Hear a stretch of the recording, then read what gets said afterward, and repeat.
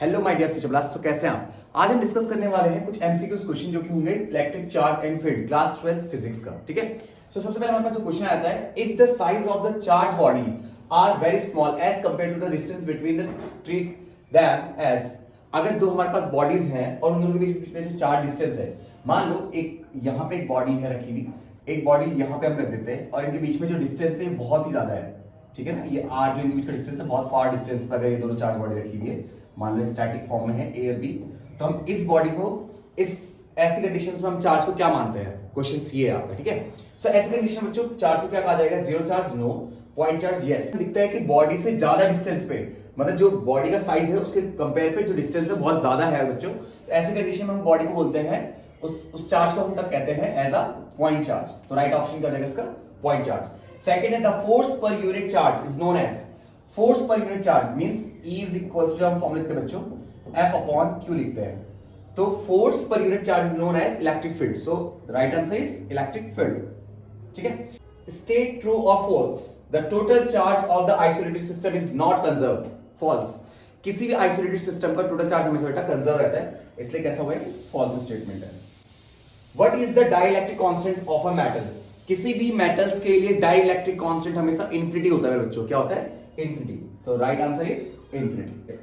So the quantization of a charge indicate that. एक quantization of charge आपको क्या represent कर रहा होता है? Charge which is a fraction of charge on the electron is not possible, which is correct answer. देखो बच्चों, charge कभी भी आप लिखेंगे ना, चार्ज हमेशा एक कंप्लीट होल नंबर की फॉर्म में लिखा जाना चाहिए, means plus minus any term में। लाइक हम हमेशा चार्ज को ऐसे लिख सकते हैं, 1 electron, 2 electron, 3 electron, so on till infinity. Okay, but we cannot write as 2 upon 3 electron, okay, and 5 upon 7 electron. Like fraction form में हम कभी चार्ज को नहीं लिखते हुए बच्चों। ठीक है, और जैसे हमने लिखा 9 upon 7 electron, this is not possible. ठीक है, ये हमारे पास क्वांटाइजेशन ऑफ चार्ज का फॉर्मूला होता है, Q equals to plus minus NE। Charge को ऐसे लिखना पॉसिबल होता है कंप्लीट होल नंबर की फॉर्म में, 1 electron, 2 electron, 3 electron till infinity, और फ्रैक्शन फॉर्म में आप नहीं लिख सकते। ठीक है, okay, so the right answer is first one. Okay, second, the property which differentiate two kinds of charge is called. क्या कहलाती है बेटा? Polarity of charge. दो चार्जेस की अगर हमें प्रॉपर्टी में देखना हो कि क्या डिफरेंस है, प्रॉपर्टी में अगर डिफरेंस चेक करना दो चार्जेस की, तो वो पोलैरिटी के बारे में बता सकती है। लाइक एक चार्ज पॉजिटिव, एक चार्ज दूसरा क्या है? नेगेटिव है। ठीक है, Desert gives the information of electric strength, directions and the nature of the charge। कौन सी चीज हमें इंफॉर्मेशन दे रही होती है? फील्ड की स्ट्रेंथ के बारे में, डायरेक्शंस के बारे में और नेचर ऑफ चार्ज के बारे में। देखो बच्चों, हमें इलेक्ट्रिक करंट तो इंफॉर्मेशन नहीं दे सकता, फ्लक्स भी नहीं देगा। Electric field is the right answer, क्योंकि जब भी एक इलेक्ट्रिक फील्ड की बात की जाए, ठीक है, अगर पॉजिटिव चार्ज होगा तो वो हमेशा इलेक्ट्रिक फील्ड को ऑरिजिनेट कर रहा होगा, ऐसे कुछ। ठीक है बच्चों, ऐसे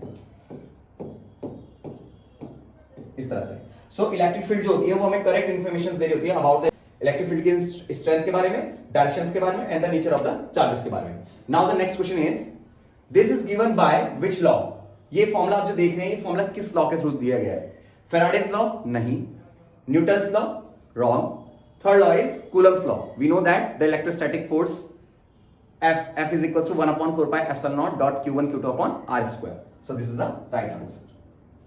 And next question is, what happen when a glass rod is rubbed with the silk?